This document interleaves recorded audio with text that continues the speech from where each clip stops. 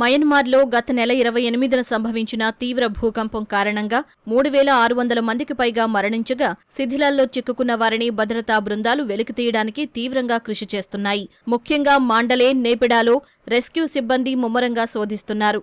సహాయక చర్యల్లో భాగంగా ఇప్పటికే ఆపరేషన్ బ్రహ్మను ప్రారంభించిన భారత్ మయన్మార్కు మరింత సాయాన్ని అందిస్తోంది. రెస్క్యూ ఆపరేషన్ కోసం భారత ఆర్మీకి చెందిన సిబ్బంది అధునాతన సామగ్రిని వినియోగిస్తున్నారు. 4 కాళ్లుండే రోబోటిక్స్ మ్యూల్స్తో శిథిలాల కింద వెతుకుతున్నారు. నానో డ్రోన్లతోనూ అణువణువు గాలిస్తున్నారు. సిబ్బంది వెళ్లలేని చోటికి వీటిని పంపి గాలిస్తున్నారు.